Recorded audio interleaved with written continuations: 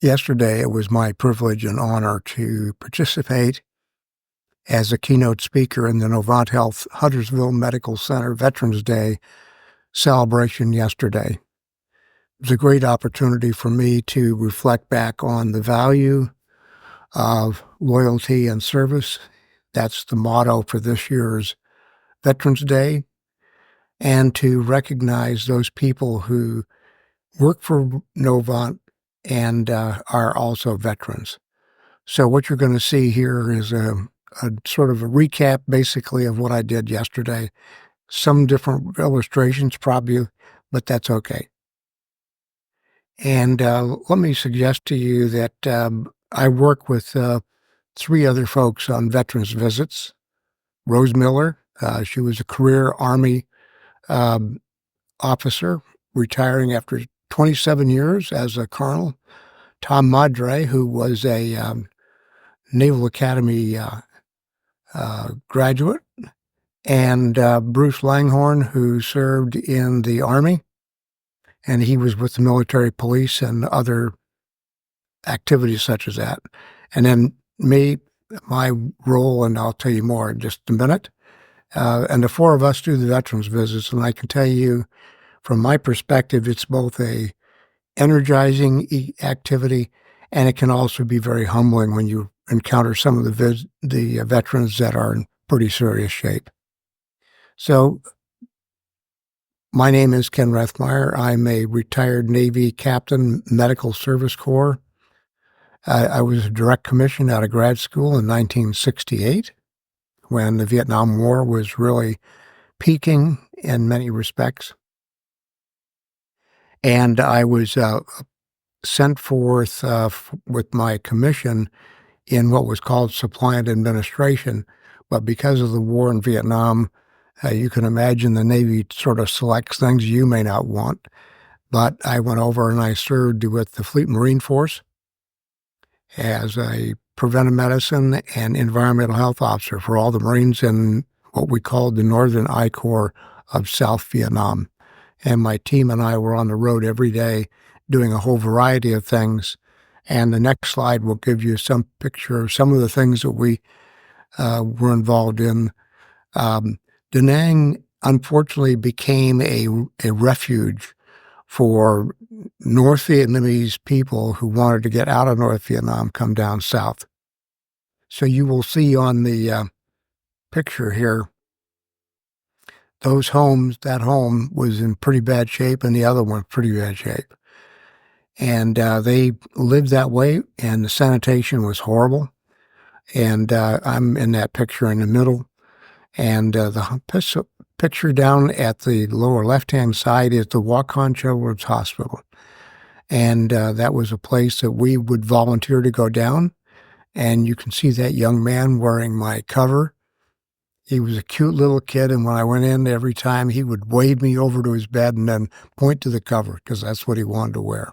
And I often wondered what happened to him, if he's still alive. If he is, he's got to be close to 60 years or greater, because I was there 55 years ago this month.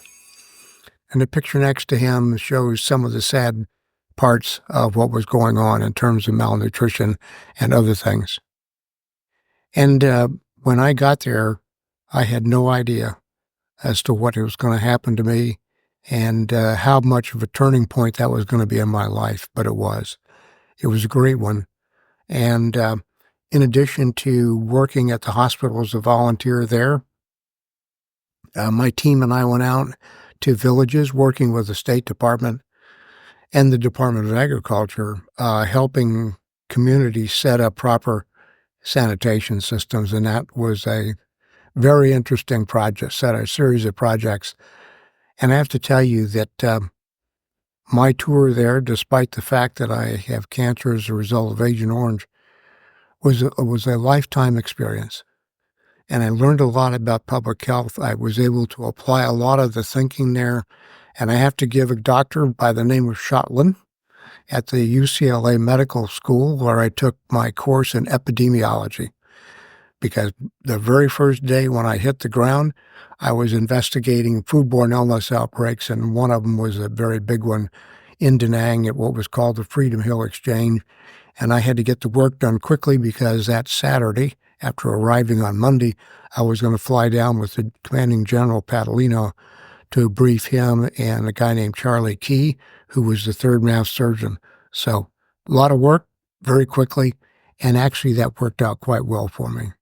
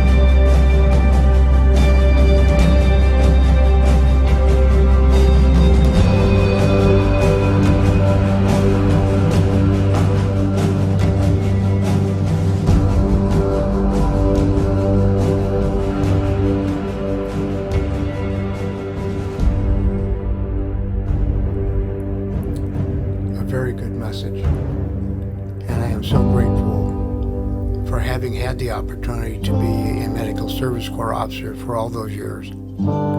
For me, it was a life-changing experience, something that I will never forget. And yes, there were some tough times. There's no question about it. One of the toughest parts of my role there was monthly having to go down to the 1st Med Battalion and inspect the morgue, which was a wake-up call every single time I was there. It was tough. But there were other times when we saved people's lives, then we had opportunities to help them in the environments that they were in. That was very reassuring, and we congratulate the people that we worked with. So this year at Novant Health, the opportunity here to recognize the employees on their staff that are also veterans. It's about 25, 26, not bad. And they come from all different services. And this year's motto, as you see there, is loyalty and service. And it was designed by Misha Godet. You can read this. She is retired disabled Army veteran, and I'm guessing that she was medically retired. However, it was interesting, she said that she didn't think that she was getting the respect that she deserved as a veteran. So that's why she took on this task. And she wanted, as you see there, to symbolize the shared experience of service members, past, present, and future. With the elements of the American flag, military dog tags. I still have mine, and almost once a week I look at them just as a reminder. Small things, but big events that happened while I was there. And so what I'm going to do for those of you watching is I'm going to ask you why. What stands out in your mind about what happened when you were there that increased your sense of loyalty and service, regardless of the military service you were in? If you'll pardon the pun, we were all in the same boat. And I want you to think about the leaders that you encountered who had a great impact on your perspective and your vision of what the world was. I took a lot from that, and over the years developed a model for leaders. You see part of it. It was see, believe, and achieve. Part of that comes from the artist Degas, who was talking about what is my role as an artist. And he said, it's my responsibility to help you see what I can see. And I added to that, believe and achieve, because leaders are responsible for helping their folks see what they can see about what they can achieve and where they ought to go, to help them believe in what they're doing. And that comes from education, increasing one's capabilities and capacities, and it leads to the confidence that you have, that your leader helps provide support for, that you will make and achieve the mission you have been tasked to pursue. So it's see, believe, and achieve. And for those of you watching, you might think about this. It's taking the model, see, believe, and achieve, lining it with loyalty and sacrifice. And as we go through these slides, I would recommend that you just jot some notes down about some of the leaders you encountered and how they may have helped you. I think about that all the time. And during my 22 years on active duty, I was really blessed to work with some really wonderful people. And we'll start with recognizing the Army. And at the Novant Medical Center, they have a wall that's called Honoring Our Heroes.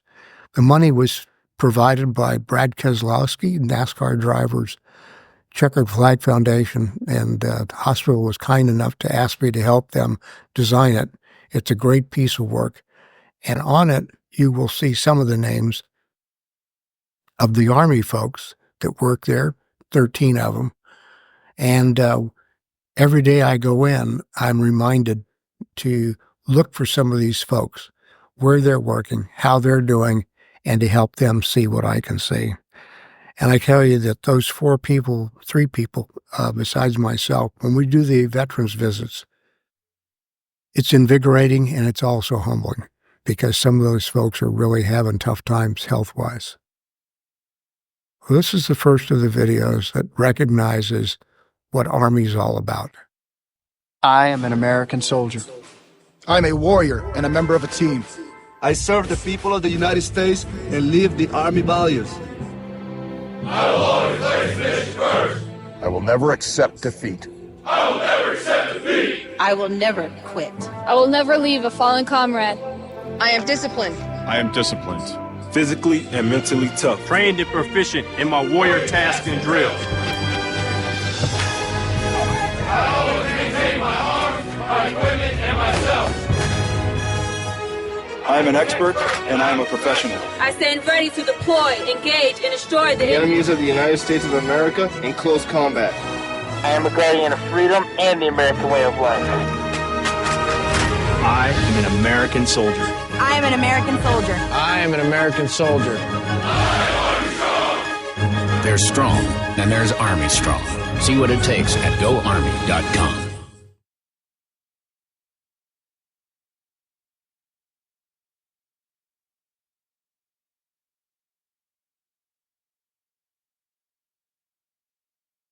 Well, you saw one perspective about the Army, and that theme, Army Strong, is very important.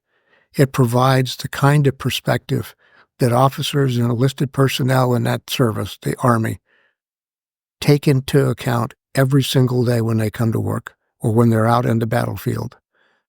And I want you to think about, who were those leaders that helped you to see? I could name you a few in my own career. And it started essentially when I was a master's student. And I was doing my master's work under a guy named Keselowski.Ken. And he helped me to see things about healthcare and public health that I would have never seen otherwise. And he and I still talk all these years later, since 1967, when we first met. Now, there's another part of the Army that, as a Navy guy, I think you can appreciate. So we'll show that video. We'll come back to that message a little later. I look good up in here. I look like freedom.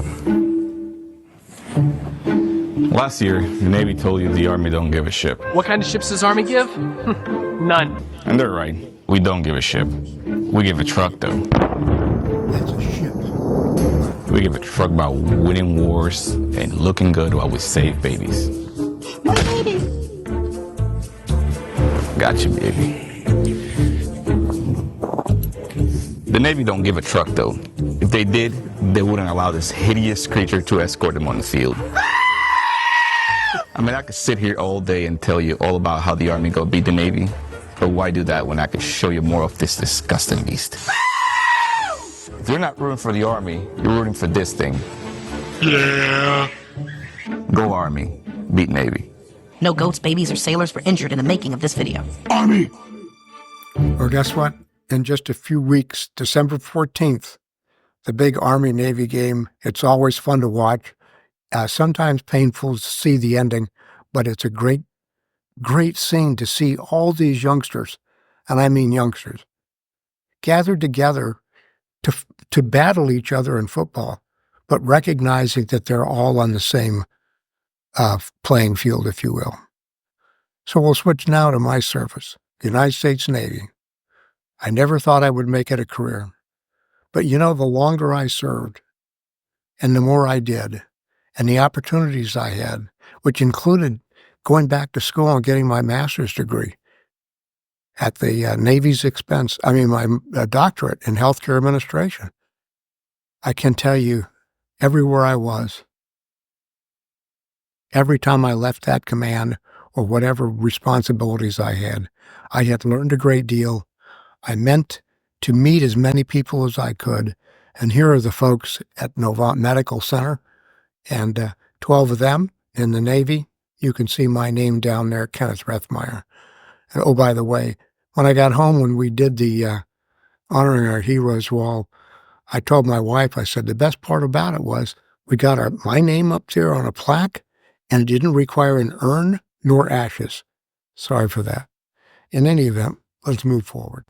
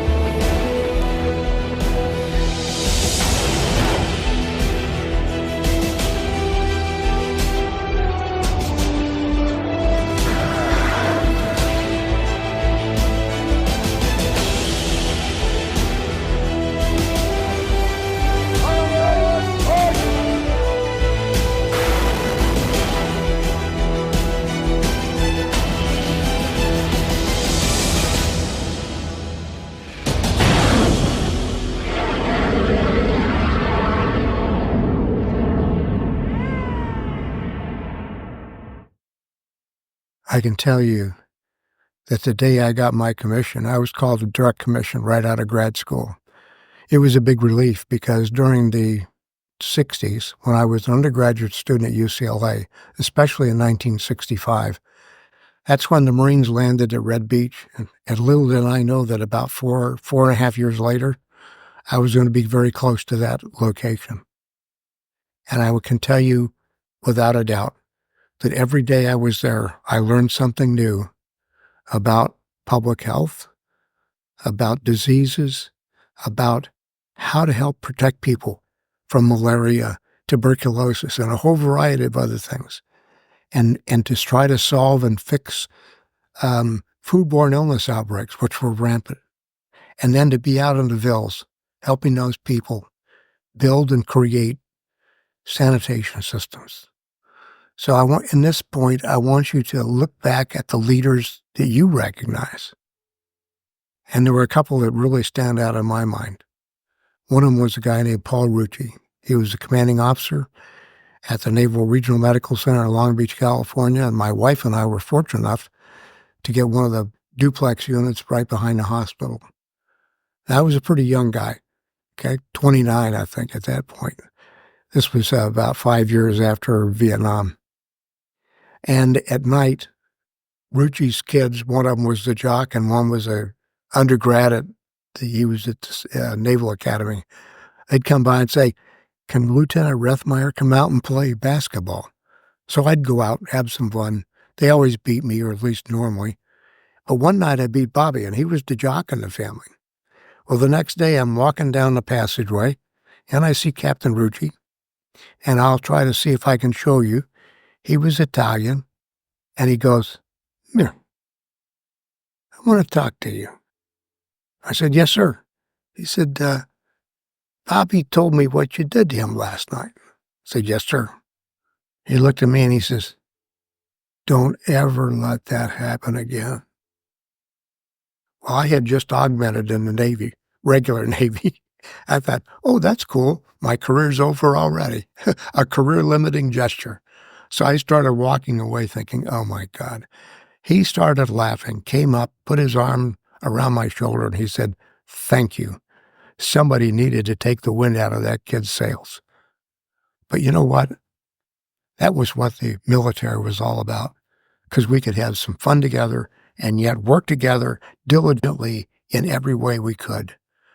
Now, this is another video. I'll let it speak for itself. Hi, I'm Rylan, and I'm still in the Navy. Now, I know what you may be wondering. With last year's upset, what went wrong? I don't have the right answer for you. But my guess is that we all need a break to recoup. You know, like Army did for 14 straight years. But that's beside the point. Now, we're back and we're ready to go. And if someone asked me if we're gonna get that victory come game day, I'd look them square in the eye and say, hell yeah. Hell yeah. Hell yeah. Hell yeah. Hell yeah. Now I already know what you're going to ask. What the hell? Good question. It's this thing, from where we sail our ships to victory. No way. Yes way. Underway. Hell yeah. That's a big-ass ship. Wait. This year, the midshipmen are ready to start another winning streak. Not again. And you know who's sending at the helm with them? Us, the fleet. Hell yeah!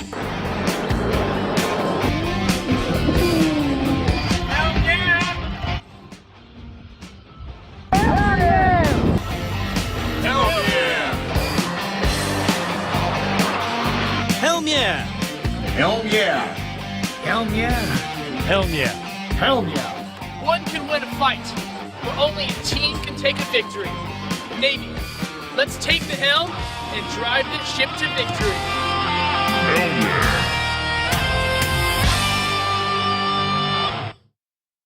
Cool. That was a good one. I liked that one, and I liked the Army one. And we had some fun together about that. Now we're going to look at the Air Force.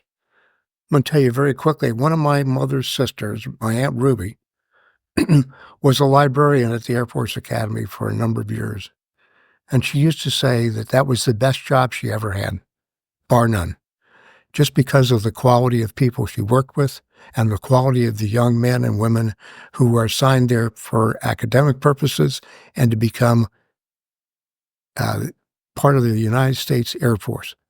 And we have a number of folks, 5, at the Novant Medical Center, and their motto is fly, fight, win.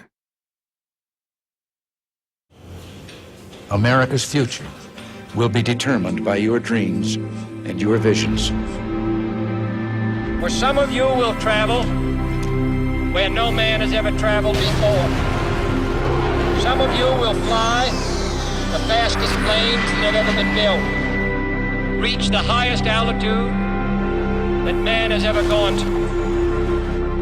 Whether you serve in the skies above or on the ground below, each of you has stepped forward to defend your country. The American people support you. They are counting on you, and they believe you truly do represent the best of America.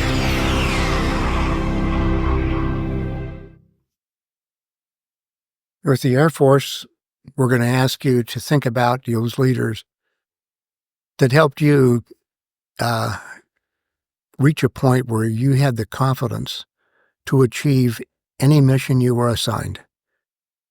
As my kids used to say, disregardless of how insurmountable it was.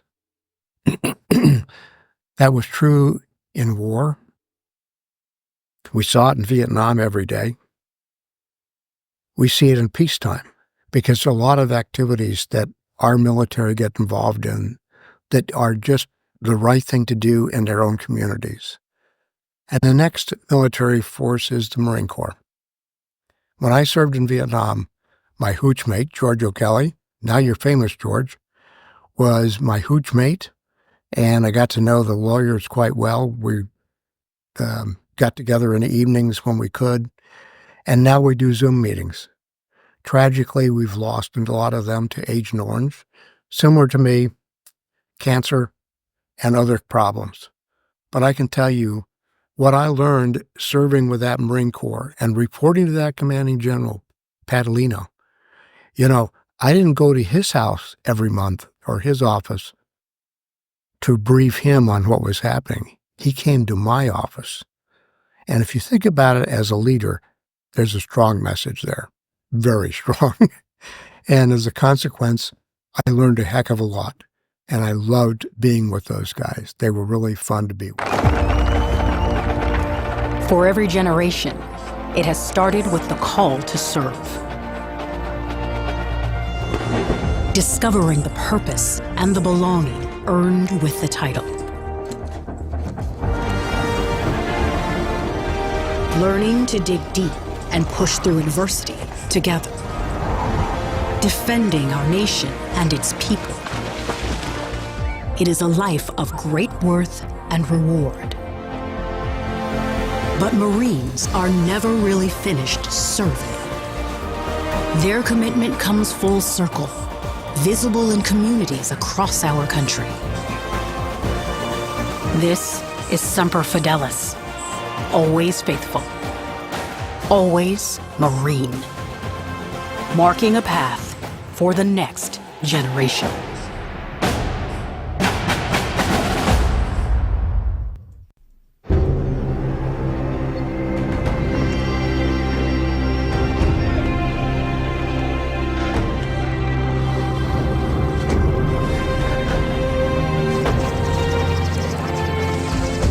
Semper Fidelis is the motto of the Marine Corps, and it means always faithful in Latin.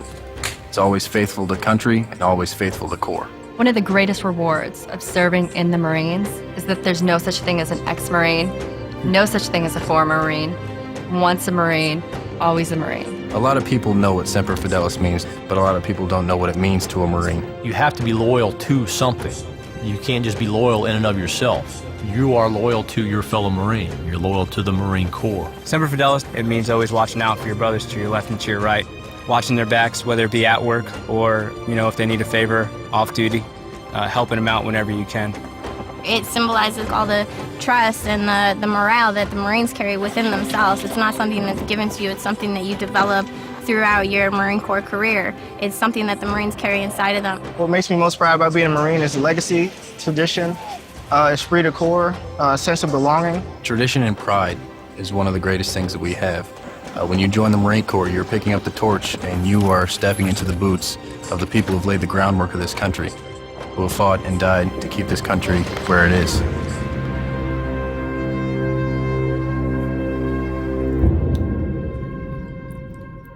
That represents the very best of what we do and what we have. And that brings us to the point where, as you think about your own role in whatever you're doing, I want you to think about how you can help others to see what you see in your own leadership journey, to help them believe in what you believe in, because that increases their capacities and capabilities to get the job done, not just on time and on target, but with a level of quality that's just beyond any recognition. And then thirdly, having closure by having the confidence that you will have in order to achieve the mission, the vision, values, and goals and objectives. And if you keep that in mind, you will never be a failure. You will always be successful. And just like they said, once a Marine, always a Marine. I can tell you that. I run into Marines at the hospital all the time during veterans visits. And that's one thing they will tell you over and over again, which is great.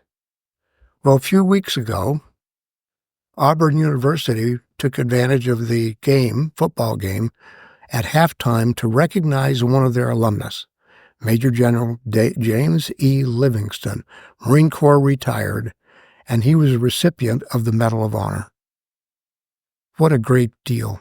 He's right there with his hand up, and I can tell you that it was wonderful for everybody, but especially wonderful for those two young men on the far right, because they were selected by the university to represent both the NROTC program as well as the Sigma Pi fraternity, which General Livingston had been a part of.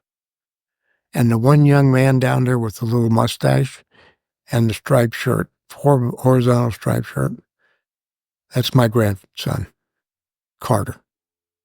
And I told him afterwards, I said, Carter, you will never forget that. You will always remember this guy, and he will have a permanent influence on your development and your growth, not just in the Navy, but our life as well. And I can tell you that we're so proud of that young man, and we know he's going to make a great leader. We don't have employees at Novant from the Coast Guard or the Space Force, but it is important to recognize them, and we salute them on this Veterans Day. It's a very important thing. Well, one day when I was doing my visits at the hospital, I ran into Dr. Sayans, and she was asking me if I thought that the hospital would set beds aside and rooms to allow putting veterans who were suffering from PTSD, post-traumatic stress syndrome. And I thought for a second, and I thought, my goodness sakes, I should have thought of that. With my own background, and having served in Vietnam and having seen what happens to these folks and experiencing it firsthand with others. So I said, you go see Mike Riley. He's the president and chief operating officer of this hospital. He's also a nurse by training and grew up in a Marine Corps family in a sweet little town called Havelock, North Carolina, where the Marine Corps Air Station, that's where I was stationed when I got home from Vietnam at the hospital. So she did. And once I knew she had done that, I sent Mike a note, got a note back very quickly saying, thank you so much. That's a wonderful idea. And the other day, he reinforced the fact that he has now recommended it as a corporate issue across all of Novant Health. And so we took time to salute Dr. Sayans yesterday, although she couldn't be with us in person. Now we're going to go back to something. In the Navy, I was fortunate enough to be selected to be the commanding officer of the Naval School of Health Sciences in Bethesda, Maryland. And at the 6-week mark, I was required to have a strategy speech. And the strategy speech was designed to help provide a direction that our command was going to be going and what we were going to be doing the next 3 years in my command. And I thought back once. I said, I'm going to go back and think about this. I worked at Disneyland in college on the Jungle Cruise. You can see 1967, and I had the best job in the park. And the spiel's pretty good. I'll go through part of it in a few minutes. But he taught me a lot about leadership. Again, when you're in your own office by yourself, you're off stage. You walk out of that office, you're on stage, and everything you do or everything you say is going to ripple through the whole organization. And I learned that very much when I was commanding officer of the Naval School of Health Sciences. 4 detachments, including one in the United States, CONUS, continental United States. one in Groton, Connecticut, where we taught undersea medicine, and one in Panama, where we taught tropical medicine to the physicians and hospital corpsmen that were going over there. And I learned a lot about that whole idea of see, believe, and achieve, because you have to have the right vision, the right values and goals and objectives, and the enthusiasm to energize those people to make a difference. So I told my Chief Petty, my Master Chief, and my XO, I said, okay, tomorrow I've got my strategy speech in front of 300 people.